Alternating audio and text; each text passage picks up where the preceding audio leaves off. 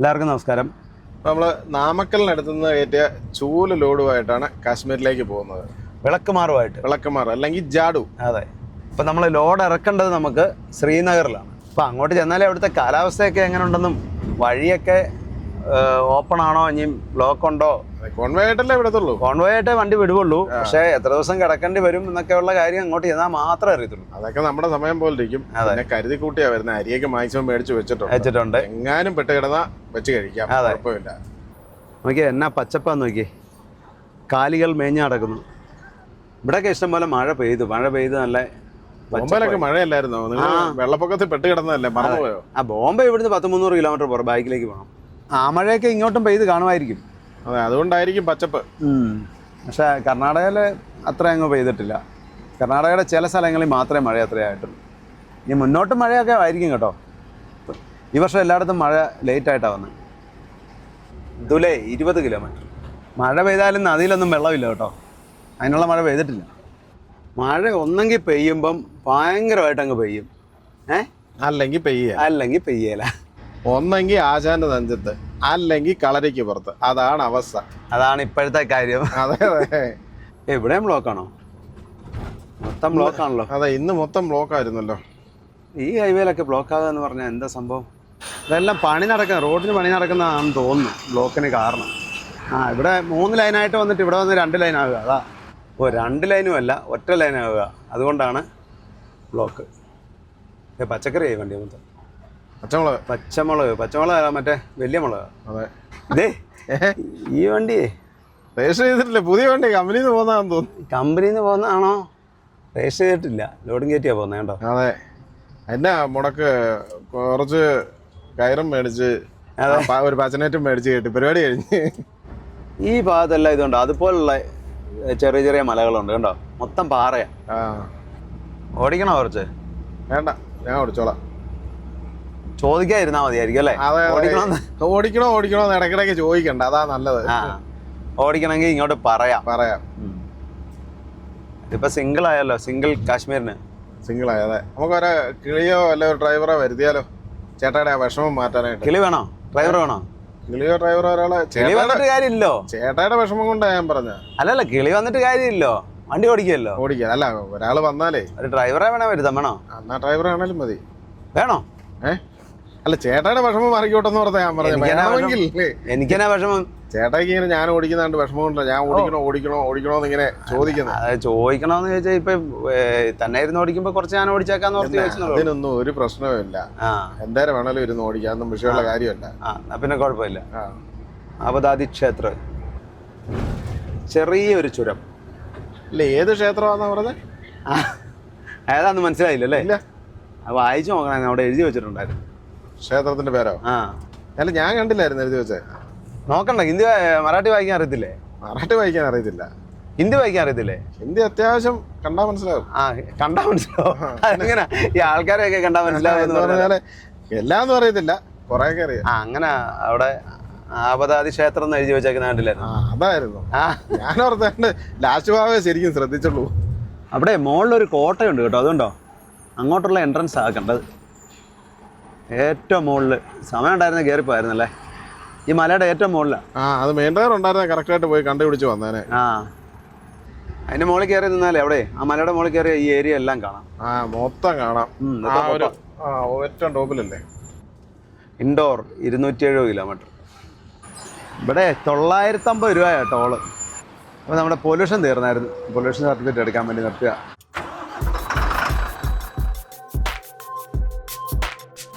പൊല്യൂഷന് 150 രൂപ, 200 രൂപയാണ്. പക്ഷേ ഫൈൻ 1000 രൂപയാണ്. 150 രൂപയുടെ 200 രൂപയുടെ കേസേ ഉള്ളൂ. അപ്പം നമ്മൾ വിട്ടുപോയാലേ, അപ്പം നോക്കിയാൽ ഇവിടെ പൊല്യൂഷൻ്റെ ഒരു ഇത് കണ്ടു. അപ്പോൾ ഇവിടുന്ന് തന്നെ എടുത്തു. MIDC, Maharashtra industrial development corporation. അവിടെ അല്ലേ, അതിനകത്ത് MIDCയിലെല്ലാം ഇഷ്ടംപോലെ കമ്പനികളുണ്ട്. ഗ്ലാസ് ആക്കുമ്പോഴേ ഒരു മണമാണ് കെമിക്കലിൻ്റെയൊക്കെ. നമ്മൾ ഹൈദരാബാദ് വഴി പോകുമായിരുന്നല്ലേ, ഇത്രയും താമസമില്ലായിരുന്നു. പെട്ടെന്ന് വണ്ടി ഓടിയെത്തിയേനെ. അത് മതിയായിരുന്നു, അതിലേ പോയാൽ മതി. NH54 കൂടെ അങ്ങ് പോയാൽ മതിയായിരുന്നു അല്ലേ? അതെ. ഇതിലേ വന്നിട്ട് നോക്കി എന്നാ ട്രാഫിക്കും. പിന്നെ ഇത് ഹൈവേയിൽ 1/2 കിലോമീറ്ററിനിടയിൽ ഇതുപോലെ ഹമ്പുണ്ടാക്കി വെച്ചേക്കാം. എത്ര എണ്ണം ഇപ്പൊ ചാടി അല്ലേ? അതെ. നമ്മള് ശരിക്കും പറഞ്ഞാലേ ആ NH52 നല്ലപോലെ പെട്ടെന്ന് ഓടിയെത്തിയായിരുന്നു. അത് നല്ല അടിപൊളി വഴിയാ, നല്ല വഴിയായിരുന്നു. അപ്പൊ അതുകൊണ്ട് വലിയ ട്രാഫിക്കും ഇല്ല. പിന്നെ അമ്പൊന്നും ഉണ്ടാക്കി വെച്ചിട്ടില്ല അവിടെ. അത് കഴിഞ്ഞ് ഇന്ന് അങ്ങോട്ട് താമസിക്കാൻ തുടങ്ങിയിട്ട് ഓടിയാലും തീരുന്നില്ല. ഇങ്ങനെ വരുമ്പോഴാ മടുക്കുന്നത്. അല്ലെങ്കിൽ ഒരു മടുപ്പും ഇല്ല.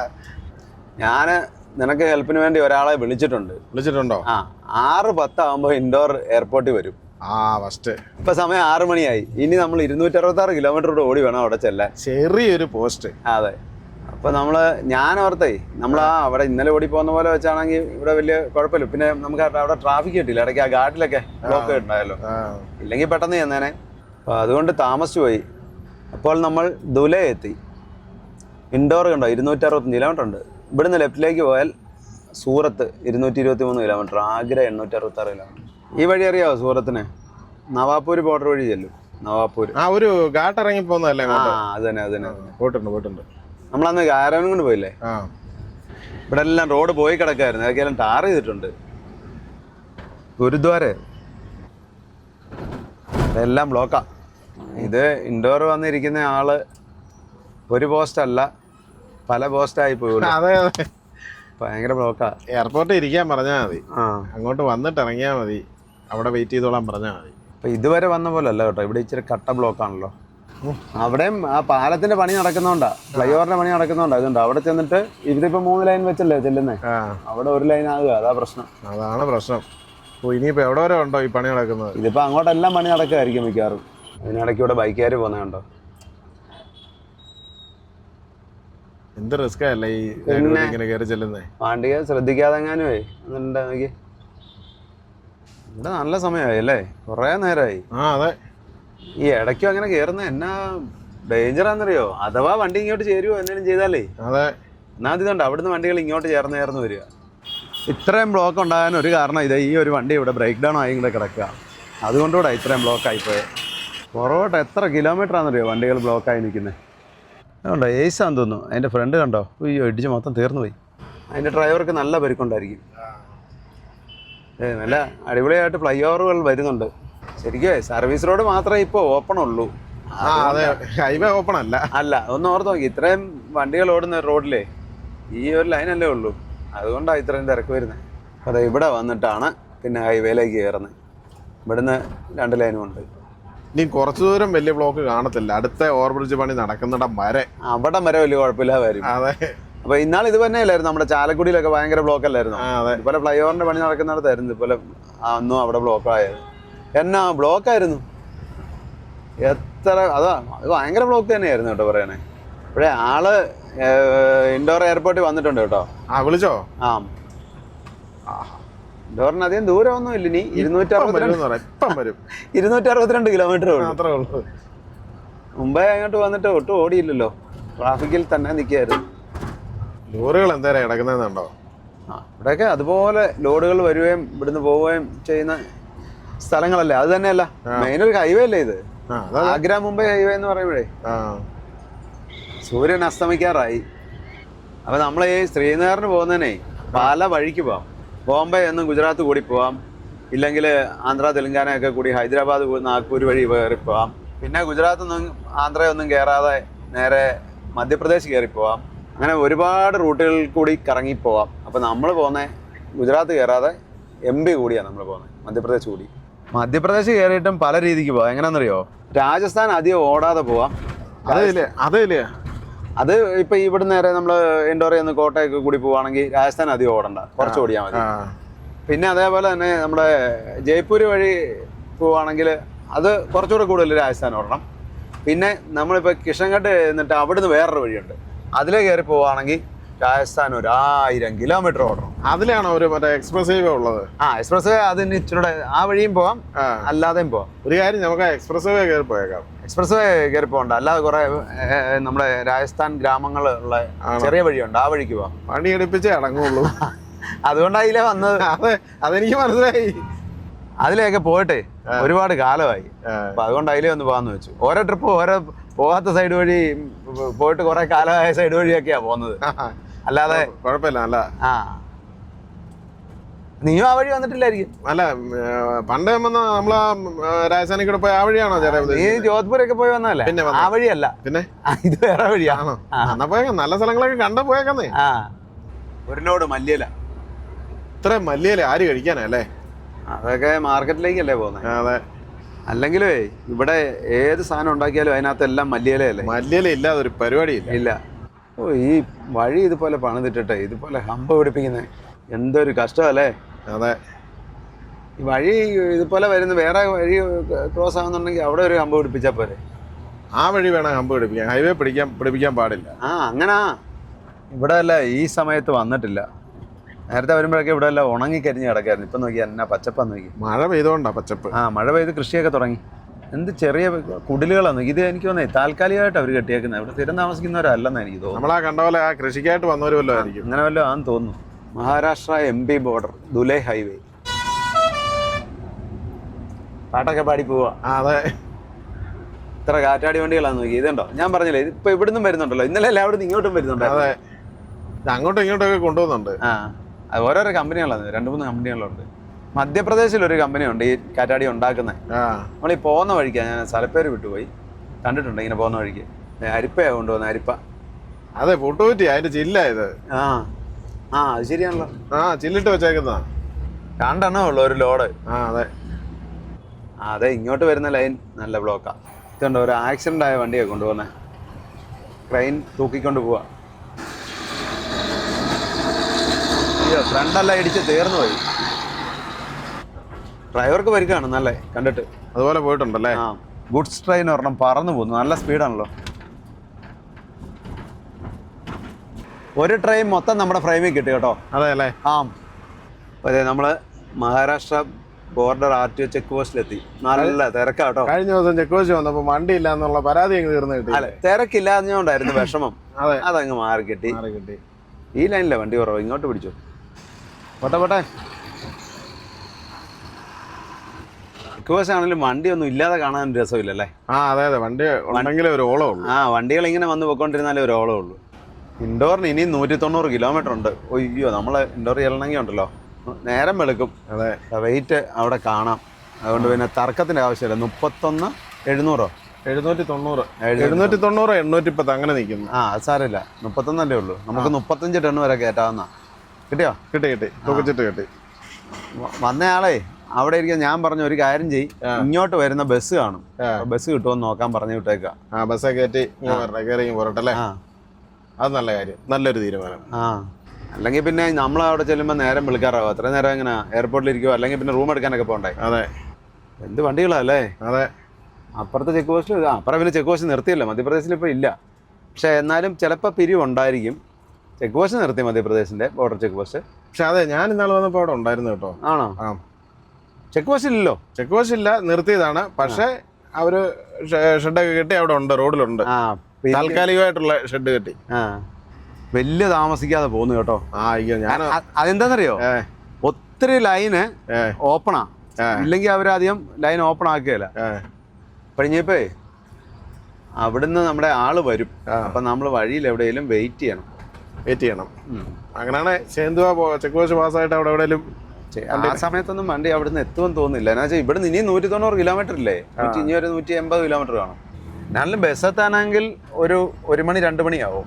നമുക്ക് ആ ബ്ലോക്ക് കിട്ടിയില്ലായിരുന്നെങ്കിൽ കറക്റ്റ് ആയിരുന്നു.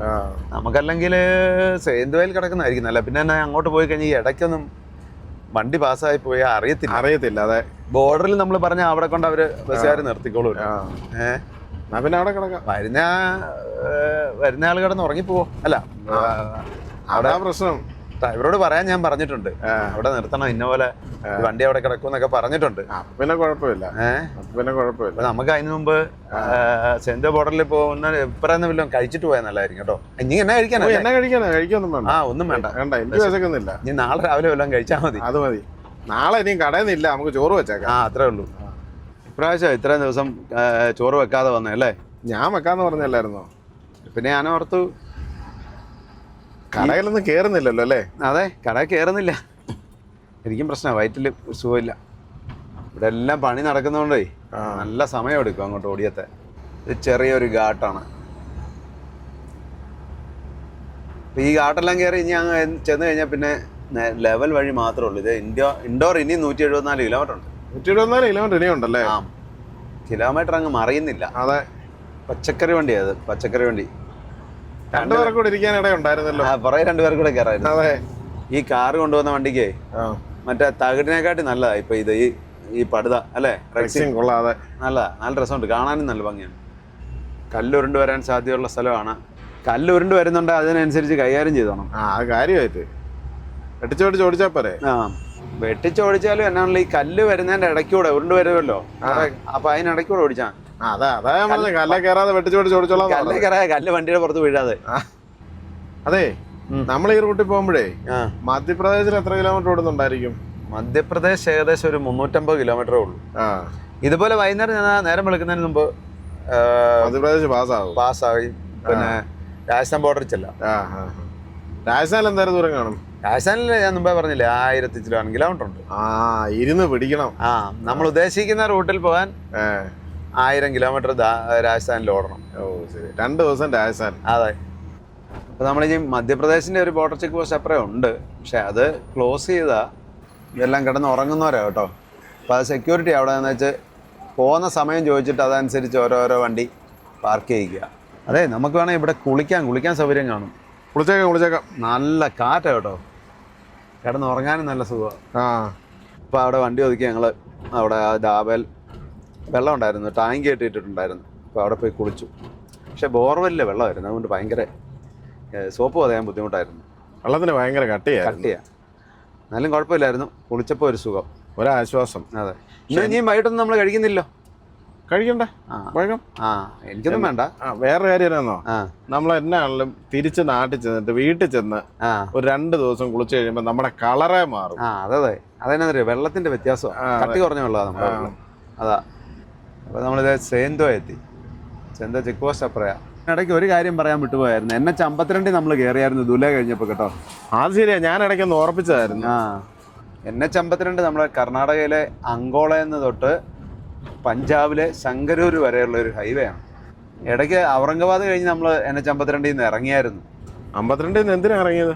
അതിലെ നേരെ വിടുന്നില്ലായിരുന്നല്ലോ, കന്നാട് കാട്ട് വഴി. അതുകൊണ്ട് നമ്മൾ വേറെ വഴി കറങ്ങിയല്ലേ ഇറങ്ങി വന്നു, അതുകൊണ്ട് കുറെ കൂടുതൽ ഓടി. അല്ലെങ്കിൽ നേരെ 52 വഴി നേരെ ദുലയിലേക്ക് വന്ന് ഇറങ്ങി അങ്ങനെ തന്നെ പോരുന്നേ. അതെ, സമയം 11 മണിയായി. ഇതുവരെ ഇൻഡോറിൽ നിന്ന് ആള് പോന്നിട്ടില്ല, ബസ്സേ കയറി ഇരിക്കുന്നേ ഉള്ളൂ. 6 മണിക്ക് വന്ന ആളിപ്പോ 5 മണിക്കൂറായി ഇൻഡോർ. അതെ, ഇനിയിപ്പോ അവിടെ നിന്ന് ഇങ്ങോട്ട് വണ്ടി ഓടി എത്തണേ ഒരു 3-4 മണിക്കൂർ വേണ്ടി വരും. അപ്പൊ 11-ഉം 2 മണിക്ക് ശേഷം എത്താൻ സാധ്യതയുള്ളൂ. ഒരു കാര്യം ചെയ്യാം, അവിടെ ചെക്ക് പോസ്റ്റ് പാസ്സായിട്ട് അവിടെ അങ്ങനെ നിർത്തിയിട്ടേ നമുക്കങ്ങ് ഉറങ്ങാം. ഞാൻ കിടന്നുറങ്ങും, ചേട്ടായി അല്ലെങ്കിൽ ഫോണൊന്ന് നോക്കിയിരുന്നോണം. എന്തിനാ? ചിലപ്പോ ഞാൻ ഉറങ്ങിയ ബെല്ലടിച്ച് അറിയുകയില്ല. ഞാൻ അറിയും, അതൊന്നും കുഴപ്പമില്ല. അതറിഞ്ഞാ മതി. ടാർ ലോഡായത്, ടാർ 2 വണ്ടി ഉണ്ടല്ലോ. ടാർ ലോഡ് കാണുമ്പം അരുണാചൽ പ്രദേശ് പോയാ ഓർക്കുന്നേ, ടാറുമായിട്ട്. അന്ന് ടാറും കൊണ്ടാ പോയല്ലേ? ഖൽഘാട്ട് സെന്തുവ ടോൾവേസ് പ്രൈവറ്റ് ലിമിറ്റഡ്. ഇത് ഓരോ സെക്ഷനായിട്ടാണ് ഓരോ കമ്പനികൾ ഈ റോഡ് പണിയുന്നത്. ആളില്ലേ തന്നെ, അത് ഓട്ടോമാറ്റിക്കായിട്ട് ആകണ്ടല്ലോ. തന്നെ ആകണ്ട, എന്താണോ അറിയില്ല. ആളപ്പുറയായിരുന്നല്ലേ? അതെ. ഈ 4 ലൈനൊക്കെ വരുന്ന പണ്ടൊക്കെ നമ്മൾ ഈ റോഡിലൊന്നും കയറി കഴിഞ്ഞാൽ ഈ വെളിയിൽ നിന്ന് വരുന്ന നമ്മുടെ സൗത്തിൽ നിന്നുള്ള വണ്ടികളൊന്നും ഇവിടെ രാത്രിയിലൊന്നും ഓടത്തൊന്നുമില്ല. 4 ലൈനായി കഴിഞ്ഞപ്പോൾ ആ പ്രശ്നങ്ങളൊക്കെ മാറി. കുറേയൊക്കെ കുറഞ്ഞു, എന്നാലും ഉണ്ട്, കള്ളന്മാരൊക്കെ ഉണ്ട് കേട്ടോ, വഴിയൊന്നുമില്ല. Welcome to integrated MB border check post. 1.5 kilometre. ഇതൊക്കെ നിർത്തിപ്പോയതാണ്, ചെക്ക് പോസ്റ്റ് ഒന്നും ഇല്ല ഇപ്പോൾ. നിർത്തിപ്പോയതൊക്കെയാ ശരിയാ, 2-3 മാസം നിർത്തിയായിരുന്നു. അത് കഴിഞ്ഞ് വീണ്ടും തുടങ്ങിയെന്ന് പറഞ്ഞാൽ ചെക്ക് പോസ്റ്റ് ഒന്നും ഓപ്പൺ ഒന്നും അല്ല, ലീഗലി അല്ല, അല്ലാതെ ഉദ്യോഗസ്ഥര് തുടങ്ങിയിട്ടുണ്ട്. ഉദ്യോഗസ്ഥര് അവിടെ കൊണ്ട് വണ്ടി ഇട്ടിട്ട് പിരിക്കുന്നുണ്ട്. അതെ, ഉദ്യോഗസ്ഥര് അല്ല കേട്ടോ, നിൽക്കുന്ന ഗുണ്ടകളാ നിൽക്കുന്നത്. നോക്കി കണ്ടും മര്യാദക്കൊക്കെ ചെന്നാ കുഴപ്പമില്ലാതെ പോവാ, തടി കഴിച്ചില്ല. ഈ ഒരു ചെക്ക് പോസ്റ്റേ ഇതിലെ കാലി വണ്ടി പോണേലും 1000 രൂപ കൊടുക്കാതെ ഇതേ പോകാൻ പറ്റിയില്ലായിരുന്നു. അങ്ങനത്തെ ചെക്ക് പോസ്റ്റ് ആയിരുന്നു. പക്ഷെ അത് നിർത്തിപ്പോയതാണ്. പക്ഷെ എന്ന് പറഞ്ഞാലും ഇപ്പോഴും പിരിവ് തുടരുന്നു. കുറച്ചുനാളില്ലായിരുന്നു, കണ്ടോ ലൈറ്റ് അടിച്ചോണ്ടാളിരിക്കുന്നത് കണ്ടോ. ചെക്ക് പോസ്റ്റൊക്കെ ഇതേ ആ മുകളിലായിരുന്നു. അപ്പം അതൊന്നും ഇല്ല, അതെല്ലാം പൂട്ടിപ്പോയി. പക്ഷെ എന്നാലും പിരിവുണ്ട് ഇവിടെ. ഈ നിർത്തിയിട്ടും ഇതുപോലെ പിരിക്കുന്നതുണ്ടല്ലോ ഈ മധ്യപ്രദേശ് മാത്രമേ ഉള്ളൂ. ബാക്കി എല്ലാ സ്റ്റേറ്റിലും ചെക്ക് പോസ്റ്റ് നിർത്തി കഴിഞ്ഞാൽ പിന്നെ ആരും ഇവിടെ ഉണ്ടാവില്ല. എനിക്ക് വഴി കിടക്കുന്നത് ഇതാ ഇത് വേബറിജ് ആയിരുന്നു, വേബറിജ് ഒക്കെ പൊളിച്ചോണ്ട് പോയത്. വേബറിജ് പൊളിച്ചോണ്ട് പോയതാ, എന്നിട്ട് മണ്ണിട്ടതാ അവിടെ. ബോർഡൊക്കെ വെച്ച് ആള് നിപ്പുണ്ട്. അതുകൊണ്ട് അവിടെ ഇത് മേശയും കസേരയൊക്കെ ഇട്ട് ആളിരിപ്പുണ്ട് പിരിക്കാൻ വേണ്ടി. മൊബൈൽ ഷോപ്പാ. അതെ. ഇപ്പോഴേ നമുക്ക് ചെക്ക് പോസ്റ്റ് ഒക്കെ പാസ്സായി, ഇവിടെ തന്നെ ഇടാം. എന്നുവെച്ചാൽ അങ്ങോട്ടുള്ള ലൈന് അപ്പുറ സൈഡ് അവിടാണ് വണ്ടി വരുന്നത്. അപ്പം വരുമ്പോ ഇവിടെ കിടന്നാ കാണുകയും ചെയ്യാം വരുമ്പോ. അപ്പോഴേ ഒരു കാര്യം ചെയ്യാം, ഇവിടെ ഇരിക്കും, വെയിറ്റ് ചെയ്യ്, ഞാൻ കിടന്നൊന്ന് ഉറങ്ങാം. അല്ല, വെയിറ്റ് ചെയ്യേണ്ട കാര്യമില്ല, നമുക്ക് കിടക്കാതെ. എന്നാണേലും 1-2 മണിയാകാതെ 2 മണിയെങ്കിലും ആകാതെ വരുമെന്ന് എനിക്ക് തോന്നുന്നു. 2 മണിക്കൂറുണ്ട്. അപ്പൊ നമുക്ക് കിടന്നുറങ്ങിയൊക്കെ വിളിച്ചോളൂല്ലോ. അപ്പൊ അതെ, നമ്മുടെ ആളെത്തിപ്പോയി. ഇതിനെ വിളിക്കാഞ്ഞേ?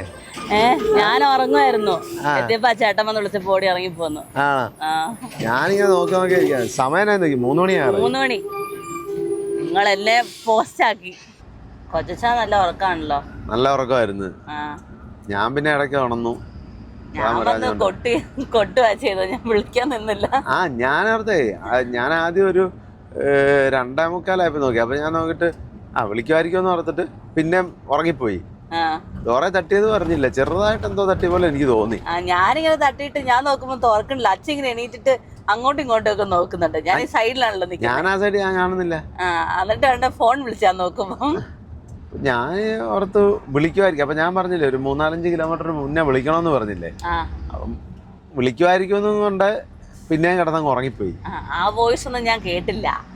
ഞാനൊരു 30 കിലോമീറ്ററും കൂടെ ഉണ്ടെന്ന് വേണ്ടി വിളിച്ചില്ല. അപ്പൊ വിളിച്ചപ്പോ ഞാൻ എന്ത് ചെയ്തു, ആ ലൊക്കേഷൻ ഓൺ ആക്കി വെച്ചിട്ട് ഞാനിങ്ങനെ അത് നോക്കി ഇങ്ങനെ കിടന്നു ഞാൻ ഉറങ്ങിപ്പോയി. ഇടയ്ക്കിടയ്ക്ക് കണ്ണങ്ങ് ചെറുതാണ്ട് അടഞ്ഞു പോയി. അപ്പൊ ഞാൻ ഇറങ്ങി. അപ്പൊ പിന്നെ ഈ ഡ്രൈവറെ വന്ന് വിളിച്ച്, ഡ്രൈവറില്ല, കിളി വന്ന് വിളിച്ചെന്നെ എത്തി ഇറങ്ങി വരാൻ പറഞ്ഞോണ്ട്. അപ്പൊ അവിടെ തന്നെ ആയിരുന്നു നിർത്തി? അതായത് ഈ നമ്മുടെ ഈ വണ്ടി നേരെ ഓപ്പോസിറ്റ് റോഡിൽ തന്നെ നിർത്തി. അവിടെ ഒരു ബ്ലോക്ക് ചെയ്ത് വെച്ചേക്കാന്ന്, ആ സൈഡ്, ഒരു സൈഡ് മാത്രം. അപ്പൊ അവന്റെ ഫ്രണ്ടിൽ കൊണ്ട് അവർ നിർത്തി, എന്നിട്ട് അവരങ്ങ് പോയി. ശരി. അപ്പൊ അവര് ചോദിച്ചില്ലേ ആളുണ്ടോ, അങ്ങനൊന്നും ചോദിച്ചില്ലേ? ഓ ഇല്ല. പറഞ്ഞായിരുന്നു, കേറിയപ്പോ ഞാൻ പറഞ്ഞായിരുന്നു അവിടെ ആള് വന്ന് നിക്കൂന്ന്. പിന്നെ കേറ്റി ഒരു ചേട്ടനെ വിട്ട്, ആ ചേട്ടനും പറഞ്ഞായിരുന്നു. അപ്പൊ ഞാനോർത്ത് വിളിക്കുമല്ലോ വണ്ടി എത്തുന്നതിന് മുമ്പ് എന്നോർത്ത് ഞാനിങ്ങനെ കിടന്നു. ഞാനും ഉറങ്ങിപ്പോയി. തട്ടി തന്നിട്ട് നല്ലപോലെ ശരിക്കും പറഞ്ഞാൽ അറിഞ്ഞില്ല. എന്നിട്ട് ഏറ്റിട്ട് അറിയുന്നില്ല ഈ സൈഡിൽ നിൽക്കുന്ന കാലം. അത് കഴിഞ്ഞാച്ചേ നമ്മളിപ്പോ പോരാന്നേരെ ഞാൻ ഡോർ തുറന്ന് വന്നു കഴിഞ്ഞപ്പോഴത്തേക്കും അവിടെ ഗേറ്റ് നിൽക്കുന്നവരുണ്ടല്ലോ, ചെക്ക് പോസ്റ്റിന്റെ ഗേറ്റ് നിൽക്കുന്നവർ, അവർ രണ്ടുപേരും ഇങ്ങനെ അതിശയിച്ച് ഇങ്ങനെ നോക്കി നിൽപ്പുണ്ട്. ഇതെന്നാ സംഭവം? വണ്ടിക്കാരൻ നോക്കുന്നുണ്ടായിരുന്നു. ഇങ്ങനെ ഈ സമയത്തൊന്നും ആരും ഇങ്ങനെ വരുന്നില്ലല്ലോ. ഇല്ല. അതെന്നോട് അവിടുന്ന് ആ ചേട്ടൻ കേട്ടോണ്ട് ചേട്ടൻ ചോദിച്ചു, ഈ രാത്രിയൊക്കെ പോണോ, എവിടെയും നിന്നിട്ട് രാവിലെ എങ്ങാനും പോയാ പോരെ? അവിടുന്ന് ആൾക്കാർ, ഈ ഓഫീസിലെ ആൾക്കാരെന്നോട് ചോദിച്ചു. ബുക്കിംഗ് ഓഫീസിൽ നിന്നാ ബുക്ക് ചെയ്തതാ. അപ്പൊ അവരെന്നോട് ഇങ്ങനെ ചോദിച്ച്, ഞാൻ പറഞ്ഞില്ല കുഴപ്പമില്ല, ഞാൻ പൊക്കോളാം. അവർക്കും അപ്പൊ ഒരു മടി, വഴിയിൽ എങ്ങനെ ഇറക്കി വിടുന്ന പെൺകൊച്ചല്ലേന്നും പറഞ്ഞിട്ട്. ഞാൻ പറഞ്ഞ കുഴപ്പമൊന്നുമില്ല, ഞാൻ അല്ല. അത് പിന്നെ അന്നേരം ആ പുള്ളി പറഞ്ഞപ്പോഴും അങ്ങനെ. അതുകൊണ്ടാ ഞങ്ങൾ ഇവിടെ നിന്നേ. അതിനാ വെച്ചാൽ അല്ലെങ്കിൽ നമ്മൾ ഇങ്ങോട്ട് മുന്നോട്ട് കുറച്ചുകൂടെ അല്ല ഞങ്ങൾ ഓടി വന്നേനെ. ഓടി വരുമ്പോ ഈ വഴിയിൽ അങ്ങനെ കൊണ്ട് ഇറക്കി വിടാൻ പറ്റത്തില്ല, നിങ്ങൾ ഏതായാലും ഒരു പോയിന്റ് നിൽക്കണമെന്ന് പറഞ്ഞു. അതെ, എന്നോട് അങ്ങനെ പറഞ്ഞു. ഞാൻ പറഞ്ഞില്ല, വഴിയിൽ ഇറക്കി വിട്ടാൽ ഞാൻ പൊക്കോളാന്നൊക്കെ പറഞ്ഞു. അപ്പൊ അവർക്കൊരു ഉത്തരവാദിത്വം ഉണ്ടല്ലോ, ബസ്സുകാർക്കൊരു ഉത്തരവാദിത്വം ഉണ്ട്. അപ്പൊ അവരെന്നെ അങ്ങനെ വിടിയലാന്ന് പറഞ്ഞു. അതാ പിന്നെ ചെക്ക് പോസ്റ്റിന്റെ അടുത്ത് തന്നെ ആകുമ്പോ ഒരു അടയാളം ഉണ്ടല്ലോ. അങ്ങനെ ഇങ്ങോട്ട് ചെറിയ മഴയാണല്ലോ, ചാറ്റമഴ.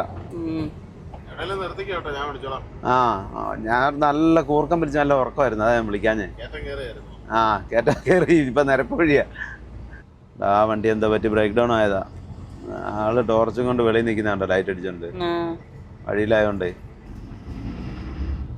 എങ്ങനെ ഉണ്ടായിരുന്നു ഇൻഡയർ വന്നിട്ട്? ഞാൻ കേരളത്തിൽ നിന്ന് കഥ പറഞ്ഞു തുടങ്ങാം. രാവിലെ 6:30 ആയപ്പോ വീട്ടിൽ നിന്ന് പോകുന്നതാണ്.